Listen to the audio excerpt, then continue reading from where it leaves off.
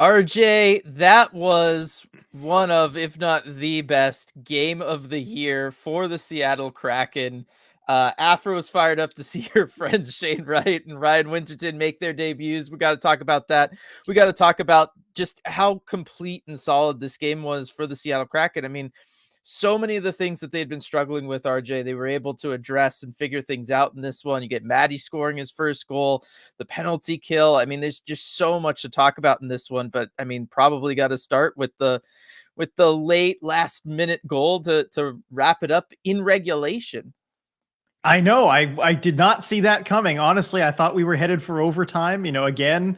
But no, the Kraken get it done in regulation. Oliver Bjorkstrand, fantastic play from start to finish on that. The pass to get it out net front and then finding that little spot in front of the net where there was no defenseman there to cover him and banging home that rebound. I mean, Bjorkstrand, as has been pointed out, last time they were in Denver, he also had a couple goals, sealed a playoff series win, and he gets it done again tonight for the Kraken. That's true. I thought about that too when that happened. I mean, he just loves playing. What are you doing? He must love playing in Colorado. I mean, oh man, there's so much fun and exciting stuff to talk about in this one. But of course, got to start with a thank you to Flatstick Pub for sponsoring this post game, just like they do for all the post games this season. You can check out one of their 6 incredible locations all throughout the state of Washington. And reminder for everybody, if you are on a Kraken game day, going to the game pregame, you can go get 50% off games at their South Lake Union location or $1 off beer at the end, and finish off the night right. Yeah, so much to get to. Going to start off with this Light super chat. Thank you very much, Light. First game I've watched since Detroit, so I may be magic after my prediction for Shane. Maddie got it, and Bjorkstrand is 13 points in 14 games. Want to remind y'all, we got him for a third and a fourth. Let's go. I mean, look, Oliver Bjorkstrand has been on fire this year, RJ. He is the player that, we were expecting when that deal was made. Yeah, that's exactly who we thought he'd be and who he showed he was in Columbus. And I mean, the fact that he was able to be had for that low of a price, a third and a fourth round pick, again, one of Ron Francis's best moves in his time as GM of the Kraken. And I mean, Bjorkstrand has just been showing up this year. We thought he might have some kind of positive regression there with the shooting percentage from last year, maybe not being as high as in past seasons over his career. And I mean, it's absolutely shown up this year. The luck is coming back to Oliver Bjorkstrand. And I mean, he's just an offensive machine. Yeah, no, he absolutely is. He's totally crushing it right now. He's been just unstoppable. And I think what's most impressive about it, RJ, is he's done it by being the guy who's moving all over the lineup too. Right? It's not like, oh, he's just sticking in that spot on the Yanni Gord line and everything's kind of clicking for them as a group. Bjorkstrand's been the guy that Hackstall has moved up and down the lineup because he's been hot, because he's been playing well, to try to kickstart all the other lines. And Bjorkstrand's been able to carry that momentum, carry that hot streak with him to each and every line. And that's really not something you see very often. That's pretty unusual, actually. So that's been something that's been super impressive for me. Beef with the super chat here. Let's go Kraken. Let the Avs Squid Boys rivalry continue.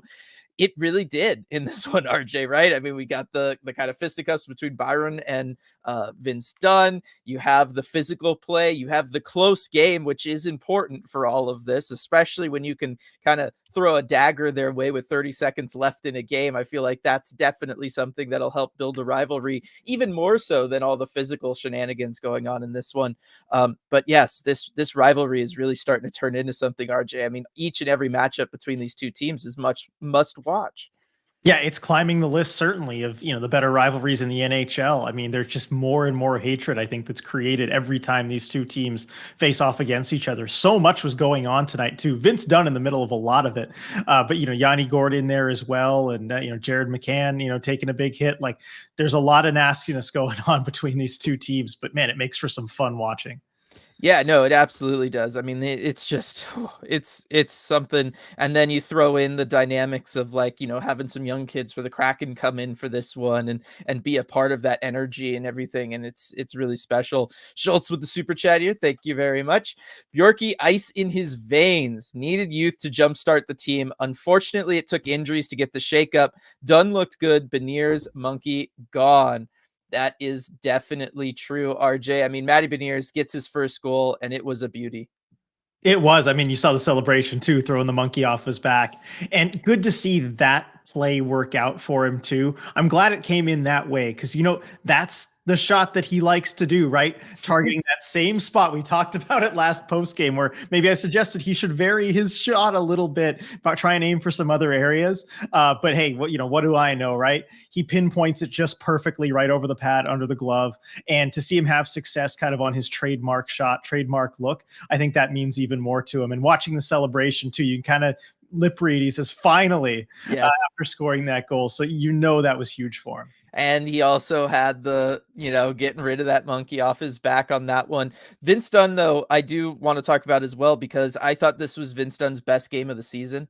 I really did. I thought he was fantastic in this one.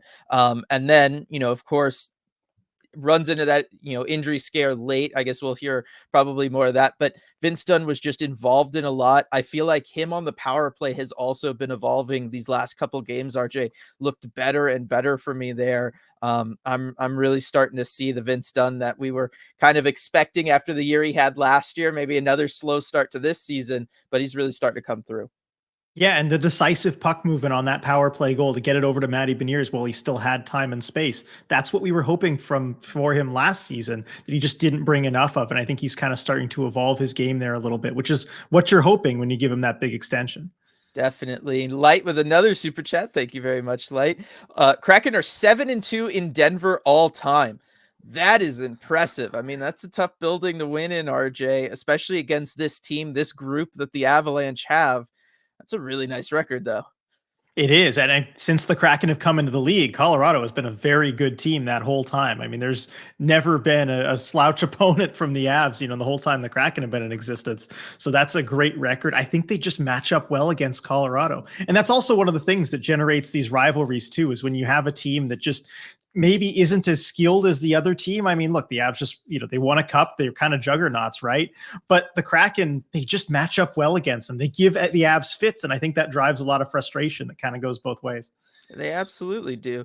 Gregory with the super chat. Lemon lime Gatorade time, baby. Gutsy win. Bjorky owns Colorado in Denver. It's kind of fun, RJ, to have a member of the Kraken just really own a team the way Bjorkstrand's starting to. Yeah, and I love that it's him too, because this is a rivalry between the Kraken and the Avs, and it gets nasty, it gets physical, it gets really tough, and he's not usually the guy to be in the middle of that stuff. I mean, if you look, he's got a pretty slight frame. He plays a peaceful style of hockey, right? But he's always the one with the dagger. And I think that's really cool in a rivalry where there's, a bunch of physicality and everything. He's off to the side, and then boom, the goal to kill you. Yeah, no, he really does. He's just so fantastic. Love it for him. Really happy for him, actually, after that season that he had last year, the struggles, especially the first half of the year. Really, really happy that he was able to start this one off so hot. Seth with the super chat here. 32.8 seconds of heart attack. I know, RJ. So Kraken get that go-ahead goal with the 32.8 seconds left on the clock. You get that from Bjorkstrand, but boy, the celebration was fairly short-lived because Colorado got to work. We talked about how skilled they were. You just did.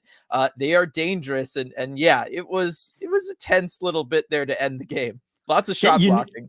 Yeah, you knew that push was coming. I mean, you expect nothing less from Colorado. But you know what? As these games go, I actually wasn't that concerned. I didn't feel that same worry that I usually do. I kind of felt like, given the way the Kraken were blocking shots, keeping the Avs to the outside, I kind of felt okay about it. Wow, that's interesting. I know it's unusual confidence from me. I'm not the type, right? I was nervous. But you know what? The guys in this one, I mean, they wanted this, and I feel like after the last 2-3 weeks this team has had to endure, RJ, where they've had a lot of games go to overtime, and yes, they've won a decent amount of them, but you're coming off a shootout loss against Arizona. It really felt like, look, they just wanted to take care of business in regulation, just get this thing done, go home, not have to worry about it, not have to go out there and try to control 3-on-3 or deal with that against the Avalanche. And I think this is a real step forward for the Kraken, for them to be able to close out a game in the 60 minutes, not have to go to overtime, not have to go to a shootout. It's something they have struggled with, but just like them struggling from losing in regulation and then getting to go to overtime and start winning those games in overtime, I think maybe this is them taking that next step to just winning these games in regulation and kind of, hopefully reaching their final form, which is just a team that beats good teams and they just get it done. It'd Yeah, be and that's nice. the thing that separates teams is that killer instinct to get it done, in regulation when it really matters. Definitely. Cameron with the super chat here. Thoughts on the youngins? Missed most of the game, so curious to hear how they looked. I don't think you could have asked for a better start from these guys outside of like, a first period hat trick or something. They played fantastic, especially early on, RJ. Yeah, I'm glad you asked, Cameron, because I mean, especially early on in this game, that first period was the best the fourth line has looked, I think, since Donato, Geeky, and Sprong left. They had the kind of speed, the kind of offensive chances they were generating, that firepower that just reminded me of last season. And something we haven't seen from the Kraken a ton this year. The chemistry, I was surprised and impressed by the chemistry of those two guys with Devon Shore, who I don't think they'd really played together a ton before, with Devon Shore just having joined the Kraken this year. But it all just seemed to click and work together. They got less ice time as the game went on. I think they ended up, Winterton about 7 minutes, right? 8.5 minutes, but in a close game like that, yeah, you're going to stack your lines. You're going to do that. But if you look at that Shore Wright Winterton line, only 0.033 expected goals against while they're on the ice. I mean, they just gave up nothing. Yeah, it looked a lot like a Matty Beniers line, right? In just that the play was always in the Colorado zone, right? Like they just were relentless when it came to that. Ryan Winterton, I don't think anybody really expected. I mean, we talked about him a little bit earlier, maybe with his slight frame, but he was using his body a lot. He was winning board battles or certainly engaging Colorado defenders in the offensive zone physically every shift, each and every shift. And he was really helping out the cycle game get going for that line, which was how they were able to stay in the offensive zone so much, limit chances the other way, help tire out the Colorado defenders for then when a line change did happen and the Kraken get one of their big three lines on the ice. So I was really impressed by that from Ryan Winterton. Shane Wright did what Shane Wright does, right? He shuts things down. He keeps things from happening. He's good through the neutral zone. And then we're seeing this new look Shane Wright that he kind of had at dev camp, and then it evolved in training camp in the preseason. And then we were starting to see it really take flight with the Firebirds. And that's him being just really aggressive in the offensive zone, RJ, just diving into the slot whenever the Kraken have it, whenever somebody's got a look that they can potentially pass it to the slot, he just dives right in there looking for that. And we saw that like just minutes into this game, he got an excellent look he was wide open, skating through the slot. Great look for him. So I love to see that aggressive nature from Shane Wright. We talked about it earlier today. We had the emergency pod. I was worried when they, if I was okay with them putting him on the fourth line in a very defensive, just shut things down kind of way. But to see him do that, but also in addition, showcase that aggressiveness. I mean, this is the Shane Wright that the Kraken were drafting and hoping to develop this year. He's just like 4 months ahead of schedule. Yeah, I mean, he flipped the script, right? He turned it into a matchup problem. And I love the confidence, too, driving to the net and drawing that penalty, because that's something we saw from him in his time in Coachella Valley, where he wasn't afraid against pros to just drive to the net because he's got that big frame that he can do that. And, he ends up giving the Kraken a power play. Yeah, and then just all the passes to each other. I mean, they were really, really fantastic. I would recommend, if you did miss this game, for anybody, go back and watch the first period and watch the shifts that line had, because they got a lot of shifts in that first period, and I think that was because Hackstall recognized how well they were playing. Sean with the super chat here. Here's a toast to those young guns setting the tone to start this one. I mean, really, we just talked about that, RJ. It was impressive, and I do feel like it was something that kind of helped out the Kraken in this one, going up against a team as good as the Avs. Yeah, it did. I mean, you need forward depth to match a team like the Avs. We saw it in the playoffs last year. And I think without that, the Kraken would have been in trouble. It does help set the tone. I think Sean has it absolutely right. And there was some point I was going to make. Oh, yeah, Ryan Winterton. We were concerned about him a little bit in the emergency pod today about, I did ask you about kind of the size and the frame and the physicality and everything.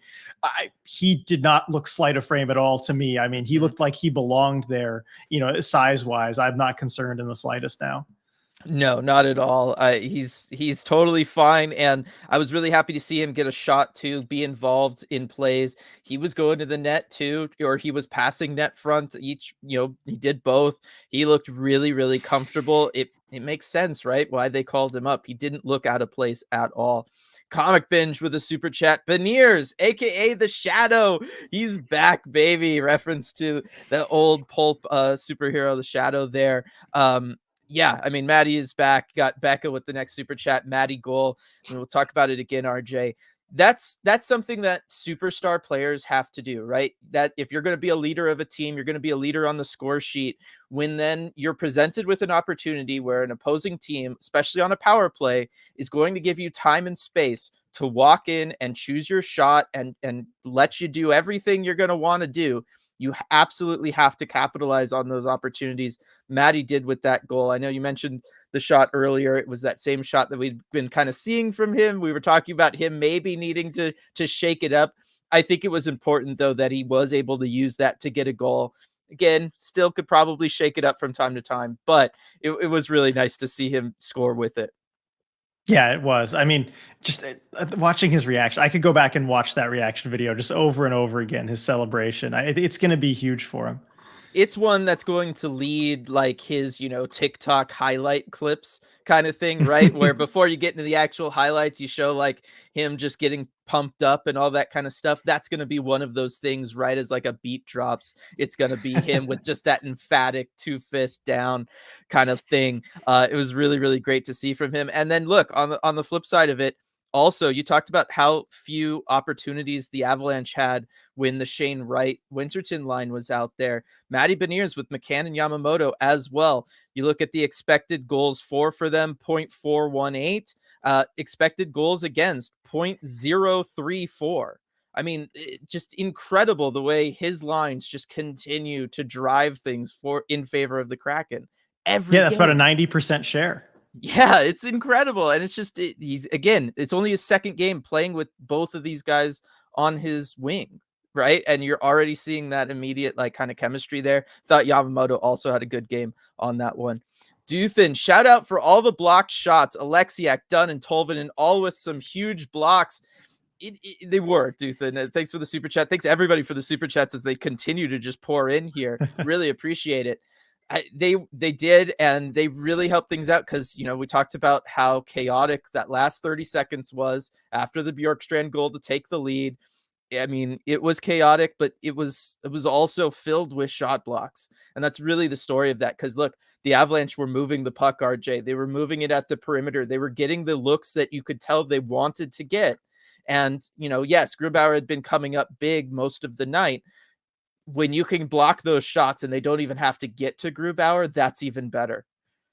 Yeah, because the Avs, one of the things they like to do is they like to use their speed. They've got a lot of team speed to back up your defenseman, get down into those corners, and work the puck back up to the points. They love to do that. That's how their the tying goal was scored, right? With Nichushkin right in front, they worked it back to the point, and they had a clear lane to get that tip. If you let those shots go through, they're super dangerous. And so each one of those block shots is preventing something like that from happening. It's just something you have to do against this Colorado team. I agree. So it was fantastic. Definitely, everybody will toast them, all that kind of stuff, because they really helped make this one happen. And like I said, help the Kraken take that next step forward, put this one away in regulation light. Winterton can take checks like a bank teller and can steal pucks like a master thief. I legit think Shane is who he needed this whole time. I was in Coachella Valley last night, RJ, wasn't able to see them, but one of the things Coach Bausma talked about in reference to both of them and why they were getting this opportunity was they were clicking together and they were really starting to take off and they were really starting to drive everything for the Firebirds. The two of them together, he singled out the San Jose Barracuda game as a game where they were just, the chemistry was clicking. They were going out there and then they were able just to lift the entire team with them and really be on ice leaders with their style of play, with Shane's aggressiveness in the offensive zone, with the puck and off the puck, Ryan Winterton, him getting into games, finding a rhythm, all of that good stuff. And yeah, it was on full display tonight. Yeah, no hesitation in his game either. I mean, that's just what I love to see because as a young player, there's kind of a couple ways you can go about things. You can try and play it safe and not make mistakes, and he just wasn't afraid. And I think the Kraken needed some of that, just given how their season had gone so far. And how impressive is it that he wasn't afraid? We talked about him, how physical he was in this one. We've brought that up a couple times. We've talked about his kind of lean frame right now because he is still young. He's only 20 years old. Um, the fact that he's missed so much time, RJ, all these previous seasons with injuries, right? That's why he wasn't always around for dev camps for the Kraken in the offseason. He was recovering. He's missed a lot of time at the OHL level, not just because of COVID, but also because he's been dealing with injuries. For him to continue to play that physical, especially in his NHL debut against, these are big guys that the Avalanche have on their back end, right? Like you go up against like a Manson, like he's not a little dude. He's a big, strong, physical guy. And for him to just go in there unafraid, like you said, after that injury history, that really tells me a lot about him as a player as well. Yeah, I mean, I can make anyone skittish going to the boards there. And also just great to see one last thing on Winterton. Great to see his parents there in Yes. attendance, flying out real quick from Toronto, trying to get there for his first NHL game. Love to see the support. Always love to see the parents in the building. And you know they were happy after this one.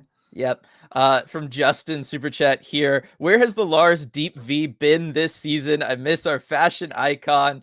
That's right. I've got it on for this one. First time this season. The short answer is, and maybe this isn't a good answer, it's been really hot down here in Southern California. And so this is like a sweatshirt material. And especially sitting here next to the computer, it's working hard on the live stream and everything. I can't have a fan on in the room because of the mic. It gets really hot doing these post game lives. I know you go through this too, RJ. Yep. And so it just it hadn't really been cool enough for me to be able to really do it without just sweating buckets in front of everybody. But yes, it's back. It'll be worked into the rotation. And hey, great picture there. You with the pup, as I got my pup here too. Oh, I Love to love to see see that. that. Love to see that. All right, RJ. I mean, whoa. We've talked about so many different aspects of this game, RJ. I'm gonna go back up to chat just to quickly look and see just everybody fired up. Beef, Steve Dog, Lindsay, Comic Binge, James, Tammy, absurdly sane, just George, everybody celebrating the dance party. Everybody's happy. Brittle Glory, let's freaking go. And Good Games Squidlets. Love to see stuff like that.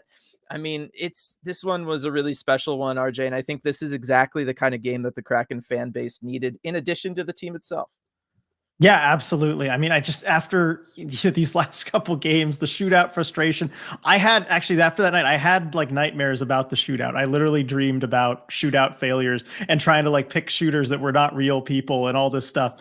Like, I think this is something that was sorely needed, especially going into this stretch where you play Colorado twice and you play Edmonton twice, just to have that hope there, against a really good opponent that you can bring your A game. And now kind of feels opportunistic. Remember, this was supposed to be this doom stretch for the Kraken, Yeah. where you just got to try and get through it, pick up some points.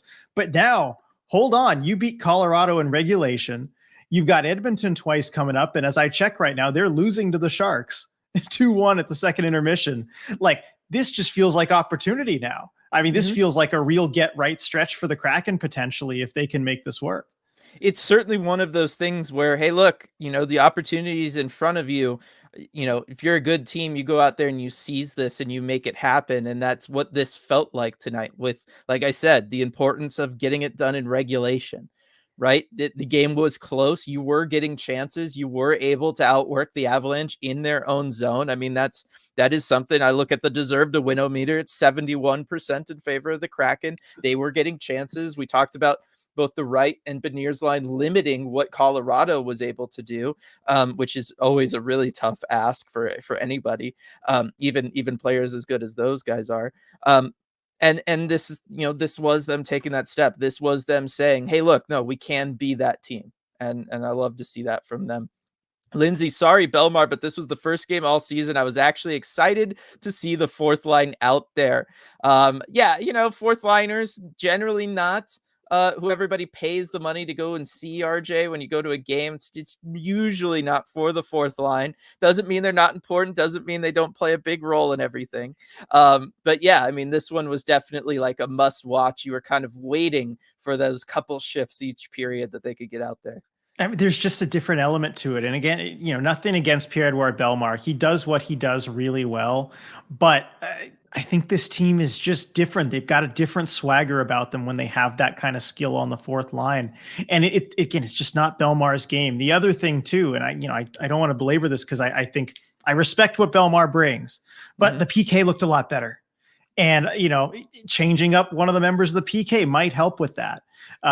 Just having someone who's maybe a little bit faster out there. I didn't see what their like face-offs were, maybe shorthanded, or if, they were able to still keep up those numbers. But I got to say the PK looked better too. It did look better, and I was glad that you kind of started off mentioning the speed factor, because I feel like that was a big part of it, right? We weren't seeing the conservative look that we had been seeing from the Kraken PK that was really, doing them in, if we're being honest, as we talked about things so much. We saw them try to be more aggressive. We saw a power kill, RJ, for a shift with Yanni Gourde out there really just pushing things down the ice, and the defenseman getting involved in that as well. It really was, and I'm sure it's not just like, oh, he's gone and now the PK is good, right? They knew the PK was struggling. We all knew the PK was struggling. I'm sure they spent time yesterday working on it, morning skate, all that kind of stuff, really spending time as a group, looking at things, trying to figure out ways of making it better, what they need to do. But the bottom line is you held Colorado to 0-3 on the power play, right? This was the game that the PK needed to build off of this, gain some confidence, get back in it. And you're talking about a 1-goal game, RJ. It's the difference, right? This is the difference between, you having, other teams scoring at a 50% rate for the last week and a half and them not scoring at all when you do take a penalty. It is the difference of wins and losses sometimes. And it's really great to see that from the Kraken there.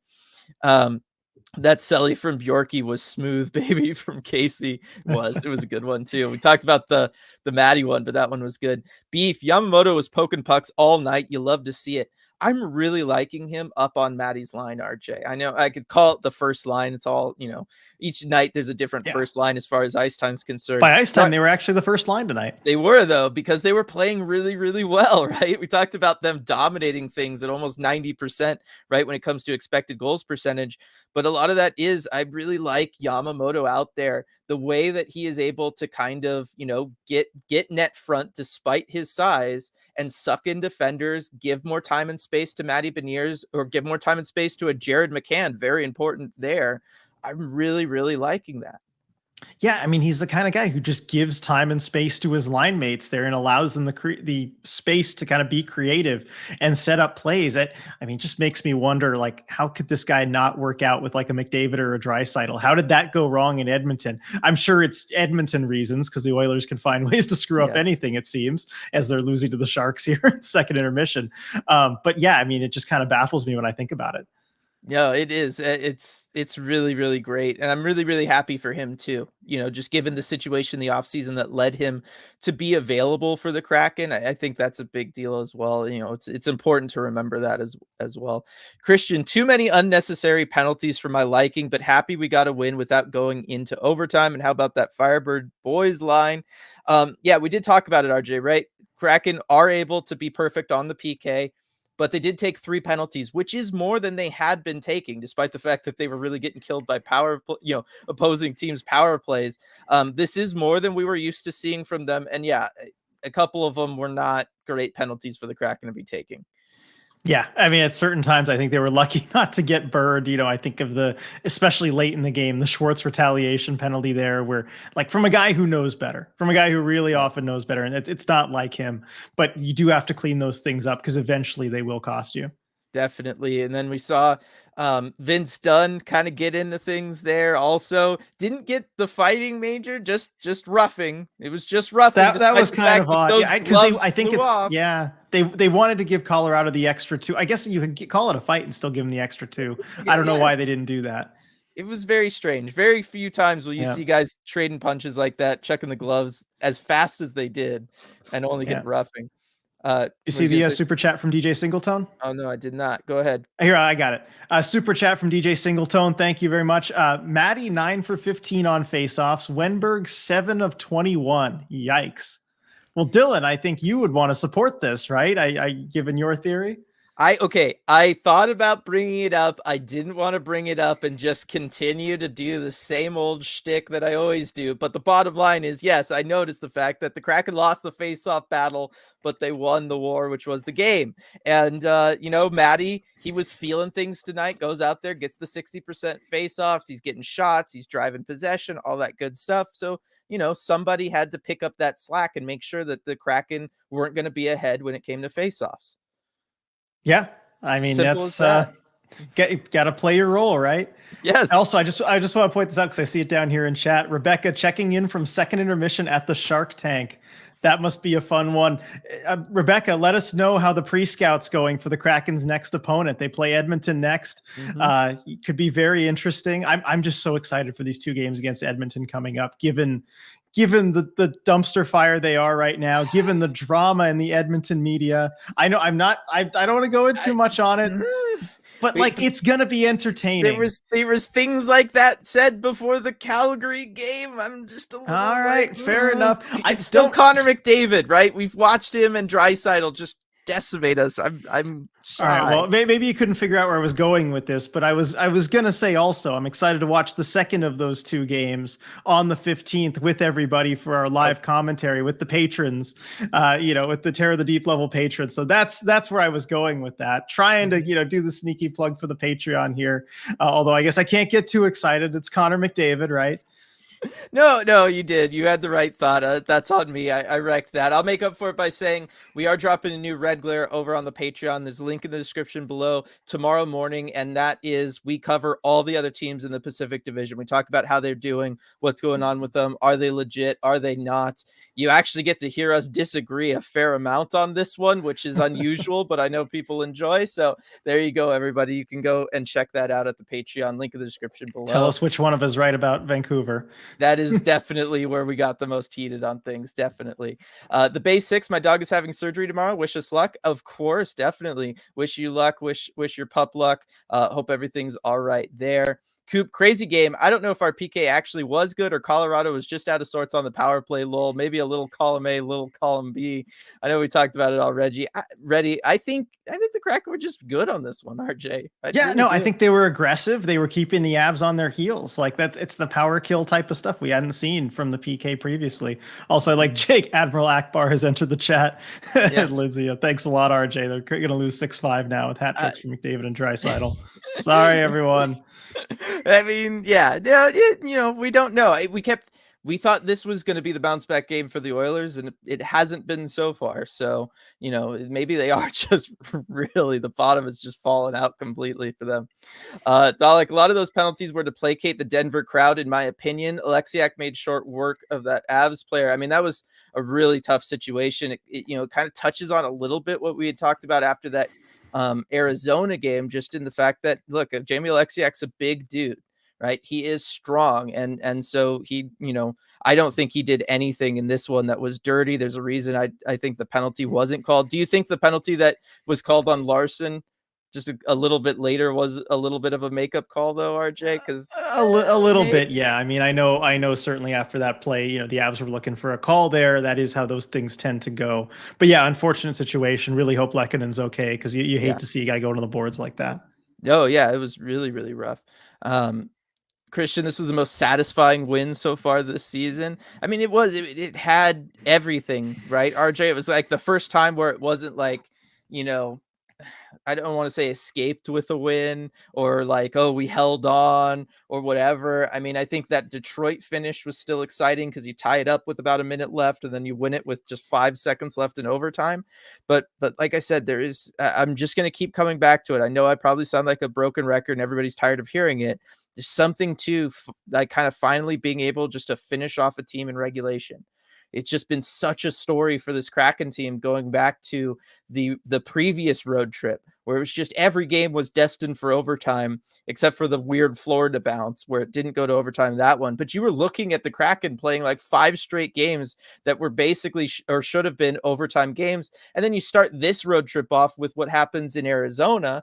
And, I think it was really important for them just to be like, yeah, you know what? Let's actually take care of business in this one and go home early. Yeah, I mean that's huge because it's so emotionally taxing too. Playing all those overtime games, having all those go the distance, and just I love seeing them be rewarded this way for a full 60-minute effort. And Yep. that's something the Kraken have maybe struggled to put together at times this season is that full 60-minute effort. But it had to be a 60-minute effort against the Avs. If you let up for even 5 minutes in this game, they're going to bury you. That's Yeah. what this team is. And they just kept that energy level high the entire game. A lot of the time, it kind of reminded me of one of those playoff games from their 7-game series Hmm. last year, where the energy level was just high the entire time. The focus level was high the entire time. You Yes. couldn't let your guard down. It could have been game 8 of that playoff series. I Hmm. wouldn't have noticed the difference. Yeah, no, it was. It had that intensity, the physicality, all of that good stuff. That's great, great analysis. I love that. Lindsay Bjorky, 2 goals on 2 shots. How's that for shooting percentage? I'm bad at math. I'm worse at math, Lindsay. So you're definitely asking the wrong person if you're asking me. I will say this: Seattle, look, they have room to grow when it comes to shooting percentage. Big overcorrection from how good their shooting percentage was last year, RJ, as they're currently sitting 5th lowest in the National Hockey League at 8.3% coming into this game.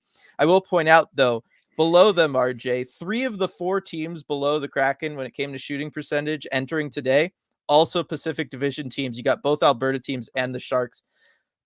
Vancouver just stole it from everybody else in the division, I guess. I guess so. Yeah. Well, I mean, that's unfortunate because it sounds like they're not going to give it back, right, Dylan? Yeah, I Gotta we've listen to Red seen it. Claire. Don't start. Don't start. Schwartz on an 8-game point streak from Justin. That is something we haven't touched on yet, RJ. Jaden Schwartz just continuing to be that guy for this team. We talked about Bjorkstrand turning into the player that they were hoping they acquired last year in the trade. Jaden Schwartz, one of those first free agent signings for this team, that first summer of their, existence being a club, an entity that could have players. He was part of that group that Ron Francis brought in, bringing him in for leadership, bringing him in for what he can do on the ice, RJ. And yeah, I mean, I believe they said on the broadcast this ties his career longest streak, right? Is that what I Yeah, I saw? believe that's true. But again, the way this team is constructed, you need somebody at given points in the season to step up and be that guy. Because right now, Jaden Schwartz on this 8-game point streak, he's scoring like a star player. And Hmm. it doesn't need to be the same guy all season. It really can't be the same guy all season. But in different stretches and different like 7, 8 game stretches, you need somebody to step up and just be that guy for a little bit. And Jaden Schwartz is doing his part right now. And if he's not, the Kraken have, it looks very bad, I think, over these last few games for the Kraken. It takes somebody new every time. And good to see him doing his part. Knock on wood, staying healthy, but it's just good to see him doing his thing because he can be a really good player, even dominant at times with the way his game goes. We just didn't get to see it a ton in the first season, saw it a little bit more last year. And, if he can just stay healthy, stay in the lineup and play the style he does, like he adds an element that very few other players on the Kraken bring. Yeah, it is kind of interesting, right? I mean, both him and Bjorkstrand were not themselves last year for various reasons for each of them. They weren't really themselves, despite the fact that the team was winning by committee and doing all of that stuff. And what we're seeing from both of them this year is the kind of players that they can be. And so then you start thinking, okay, McCann's scoring at a high rate, Bjorkstrand's on totally on fire. Schwartz is definitely on fire, and he's doing it maybe a little more under the radar. If Matty Beniers gets going, if some of these other guys on the team that have had a slower start to the season, Vince Dunn, if he's keeps building off of this momentum he's working on right now, you could really see this team really vault right back into that, hey, we could be one of the top 3 teams in this division. We're going to be rock solid in a wild card spot. We're going to be competitive each and every night kind of position, just because, I mean, it's almost like you're adding those guys to the group that you had last year just because of, what they had to deal with. Yeah. All right, Kyle, it's really is incredible that the Russ trade and this Avs rivalry deepened at the exact same time. So fun sports hating them. It is kind of weird how that sometimes happens for markets, isn't it, RJ? Yeah, it is funny how that works. Do you think there's something to this from Justin, RJ? Maybe constantly shuffling the lines is the secret for this team. It seems like we switch it up, do well for a couple games, then struggle again. Do you think there is something to that, RJ? Is this just one of those groups? And this happens from time to time for teams where they need different looks to kind of keep things fresh, keep them in that place where, okay, I've got to be on it tonight, or I'm really trying to work with this guy and build chemistry here. I don't know about that, because if you asked me that at the end of last season, I'd be absolutely not. Like, this team thrives from consistency, having the same guys together, building that chemistry. But they have benefited at times from that this season. A lot of it's been out of necessity, I think. Hmm. Just having to move guys around and having guys in and out of the lineup. I don't know. Yeah, I'll get back to you later on that. Okay. I don't know. I, I, Any insight from you, Dylan? I'm not No, being helpful here. What do you think? no, like I said, right? Like sometimes you do get those weird teams where you see them really shuffle things up all year long, and it does feel like they're just kind of flying by the seat of their pants and they're just trying to keep it all together. And it looks super messy from the outside, but then you'll hear them talk at the end of the year or whatever, or the story will come out in somebody's book 15 years after the fact. And it was like, they knew exactly what they were doing. Like everybody was on the same page internally about how they were going to work things, how they were going to do that. I'm not saying that's what's going on here, but I could see it turn into one of those situations where, yeah, you are just kind of constantly throwing things into the blender and for whatever reason, it works for you, right? It keeps people in that zone. It keeps them in that rhythm. It keeps guys hot that they're playing with different players. We've seen that from McCann. We've seen that with Bjorkstrand. Seen that with all of these guys, with Schwartz. I mean, they're scoring with different line mates. It's not normal, but it looks sustainable given it's not like, oh, they're shooting at 50% or something crazy, right? So I think maybe they are just one of those weird teams where it just happens that way sometimes. I'm going to combine two here. First one from Tammy. Vince Dunn last two games, night and day. And then this other one from Sean, defense with 5 points tonight. This is part of the Hackstall system, right? Going way, way, way back, right? Talking about the first season with the Kraken, it wants to involve defensemen in plays offensively, whether that's them activating and coming lower into the offensive zone. I feel like what the Kraken are doing right now, RJ, isn't so much that, right? We haven't seen like the Will Borgen set play in a long time. But what we're seeing is them incorporate the defensemen when they're in their cycle, right? We're not seeing them cycle down low below the goal line, trying to do like that pseudo triangle type thing that they really have tried to do on and off throughout Dave Hackstall's tenure here. What we're seeing them do is, hey, send it back to the point and let our guys either take a shot or find somebody in the slot or off to the side who's in a ready to shoot position. And I feel like that is really working for them. And I feel like it is better for them as far as retaining possession. Yeah, and I think it's a little bit lower risk too, as far as not having guys down that deep in the zone. Although, I love the activating D sometimes on the rush. When they make the right read, it looks so good. Yes. And I think the first Bjorkstrand goal really highlights that, with Jamie Alexiak just seamlessly jumping into the play where there's no hesitation because he knows that's kind of a chaotic play. He can pick up the loose puck and go find somebody, and they have numbers. Like, it just looks really nice when it works out. Definitely. I think it looks fantastic. I think the way they're playing right now is the way that they should be playing. I think it just looks like it works for everybody. And especially if you are going to be having your lines thrown in that blender, right? It helps to have a really solid system that everybody can be on the same page with each other, without having had played 2000 minutes or something together with each other previously. You're seeing lines just have chemistry 10-15 minutes into their existence, and I think a large portion of that is because the team, everybody on it just feels so comfortable within that system. And I think that's really important. It's something that, you go back to season 1, right? For obvious reasons, they weren't comfortable in the system because they were all being thrown together and the system was new, all that kind of stuff.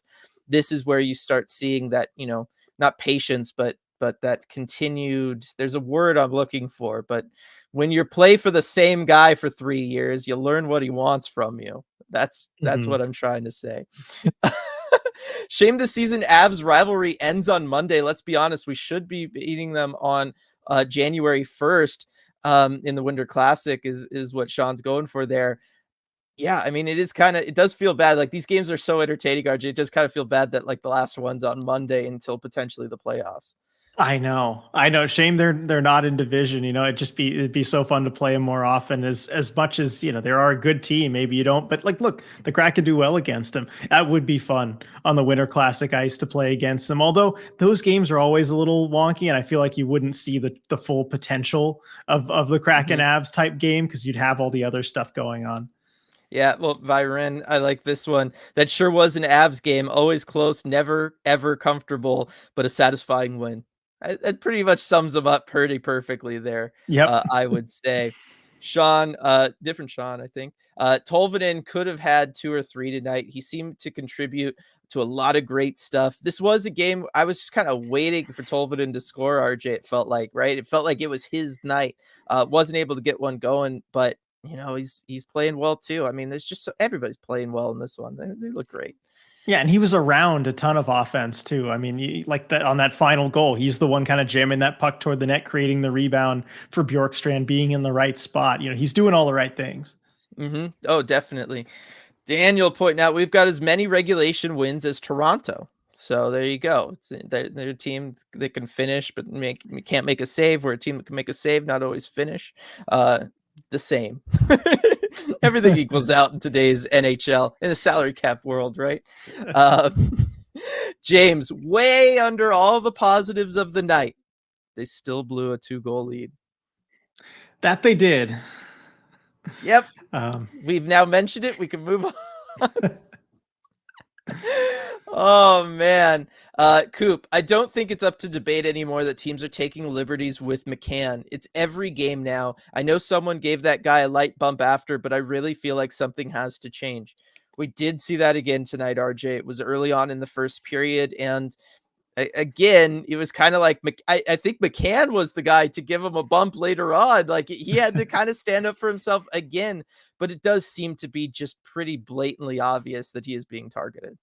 Yeah, he's got a target on his back, and I know that's something where I talked with Brian Dumoulin on the podcast last week, and he did not disagree with that assessment that he had a target on his back.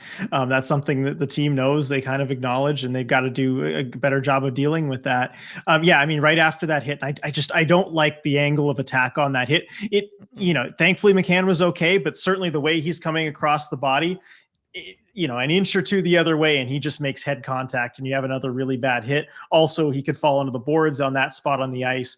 It's dangerous. The end result wasn't too bad, but it's dangerous. It's the kind of thing you want to send a message that, yeah, you can't just feel free to do that. And so then you have Alexiak kind of give him a light little bump afterward.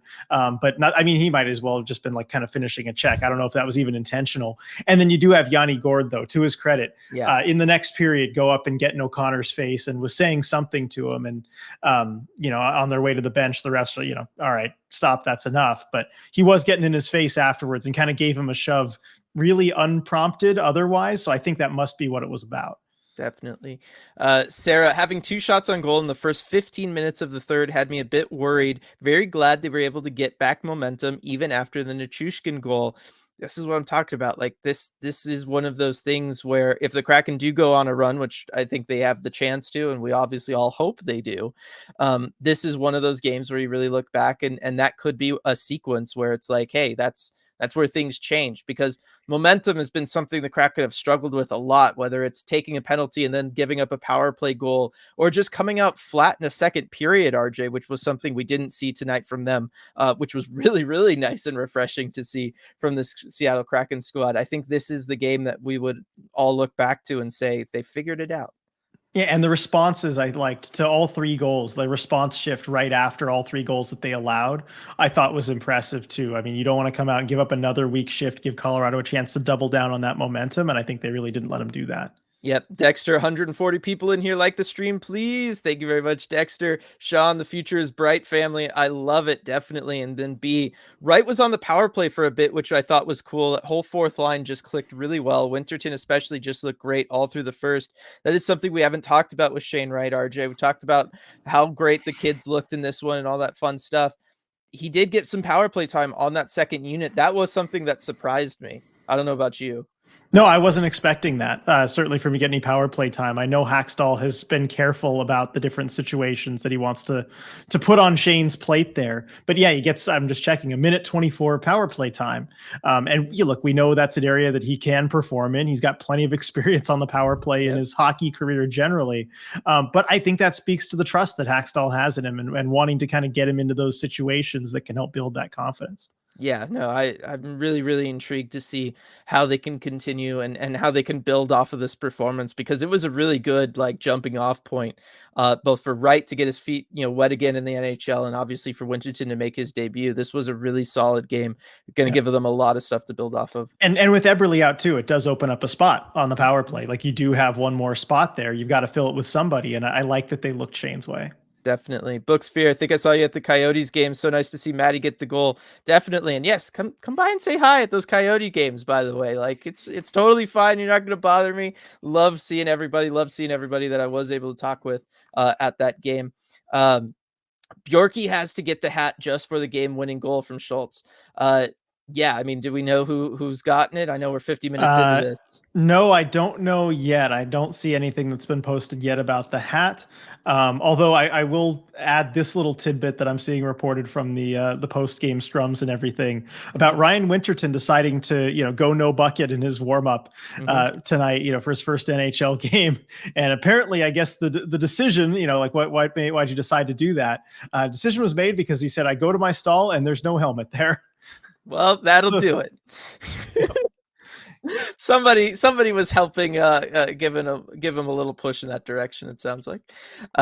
Ricky, the speed of the young guns was very impressive, completely different look for this team. It was. I mean, we talked about the physical play from Ryan Winterton, but yeah, I mean, they were dumping and chasing.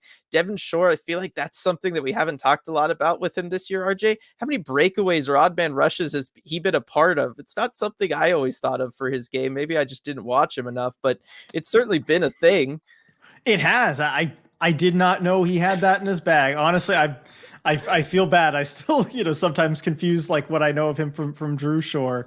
But yeah, no, he's impressed me like with the offensive ability. I did not know that he was able to do that kind of stuff, and especially putting himself in those positions. A lot of guys who are playing fourth line minutes, they don't think to kind of jump up in the play there as the puck comes Mhm. out of their own zone. Like I think of the play where Shane Wright wins a battle down on like Low, behind yeah. his own net in that corner, right? Gets it to the defenseman who gets it out to Ryan Winterton. And by the time Winterton has the puck, Shore's already streaking up the ice and he's there with a perfect angle for a breakaway pass. Like most Mhm. fourth liners don't think like that and act that proactively. But I mean, credit to Shore for doing that. Oh, definitely, and it's not the first time we've seen it either. I will say, you're gonna get all these breakaways, gotta learn how to finish on them. I mean, he Uh, had a really pretty finish though on the he one did. goal of the season. Look, I was just gonna He say, tried look that move again tonight on that look, play. and look, he's not alone on this team, right? We've all watched them in shootouts, okay? So I'm just saying when they do shootout drills, make sure Shore's a part of it so that he can work on that too a little bit. Yeah, he Uh, is. He yeah, is. You got to I ask know. Lars for help though. Ask him for some advice. That is true. Lars just needs to hold like a clinic, RJ, on one of their off days or something, where he just brings everybody out to KCI, has like the best junior Kraken players, show them all how it's done or something like that. Uh, Harvey, gotta love this game. Be hard hitting. We for sure have a rival. Love that it wasn't a forced rival like Vancouver or Vegas. This was made in the playoffs. It was. I mean, it took a little while to get to the playoffs for the first time there, RJ. 2 whole seasons. Uh, but you know what? It paid off right away, right? First ever playoff series. You've got this rivalry going, and it is just a lot of fun. It feels like it completes the hockey team experience.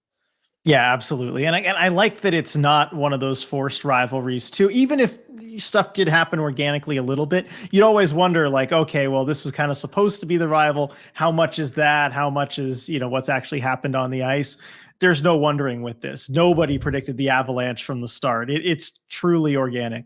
Yes, Edward Coyotes were just too wily. Oh, it reminded me of the terrible news about the Wile E. Coyote movie that came out today. But getting canned and it's not gonna be seen. Oh, that's a bummer. Greg Wyshynski was going on about it. William, my only problem with the game is the Avalanche seem to have far more net front presence. That is true, RJ. I mean, the Avalanche are really good at that. We saw them pick up a goal from it. Nathan McKinnon, of all people, kind of left alone over there. Maybe not the greatest thing in the world to do that. Um, but I will say this: that's one of those things that when we were talking about Yamamoto, he kind of brings to this team is he has that. We saw from Shane Wright kind of making a power move at some point in this game. I feel like the Kraken do have those pieces, and we're starting to see them put in a position to showcase it a little bit. Yeah, and I think it's something that, in a way they wanted to address after last season when that was missing, or some of the guys like Ryan Donato who will make those power moves and live at the net, went elsewhere. And it's good to see those guys stepping up. Like Kyler Yamamoto, I think is just like designed, that acquisition is designed for that, to fill that Donato spot, and good to see him doing that job. I like this from Daniel. Every Kraken prospect needs to make their debut in Denver. Saw it from Ty Cartier the playoffs last year, RJ. Ryan Winterton tonight. It's not a bad idea. I mean, it does seem to lead to good results for the young guys. Yeah, I time it that way. If you have a road game against the Avalanche, although I guess that was it for this season tonight. Yeah, it was. So, all right, no more prospects get to make their NHL debut. Sorry, should have called up Riker Evans for this one, I guess. I guess so, yeah. Uh, Casey confirming they were more aggressive on the PK. We talked about that earlier. Yeah, we needed this win badly from Joey. I mean, yeah, it does feel like the Kraken, they needed to beat a good team. They needed a regulation win. They needed 2 points too, right? Like they are still in that kind of, you're not doomed, right? You didn't enter November really, out of it. But at the same time, Thanksgiving's getting close. You want to make sure you're in a playoff spot for that. Yeah, no, it's an important milestone standings wise for sure. Dylan, can I go to a comment that's a little further down in chat go here? for Just it. because it opens up something we haven't really talked Uh-huh. about tonight, but I think we should. This is from Coop. I'm just so glad we're finally past talking about our goalies being the reason we lost. That was such a frustrating chapter. I'm so glad we turned the page on. But I realized we haven't really talked about Philip Grubauer a ton Yep. tonight. Probably, I feel like it's because we just expect this out of him Yeah. against the Avalanche. We just think, okay, yeah, that's what he's going to bring. He's going to make the timely saves. He's going to do what he needs to do. But again, another solid game for him in Colorado. I was going to say, even just saying that about the Avalanche is maybe selling him a little short, just given how both him and Joey have played this year. Like, we just expect the Kraken goaltenders to, do what they need to do, make the saves they need to make, right? And this was another example of that. And yes, I mean, it definitely deserves being talked about. And it is really, really nice. And, we talk about how we're happy the opportunities for, Bjorkstrand or Schwartz after last season, Yamamoto coming in and getting the opportunity on a top line that he's getting here. But really, I mean, you got to always come back to Philip Grubauer, especially, right?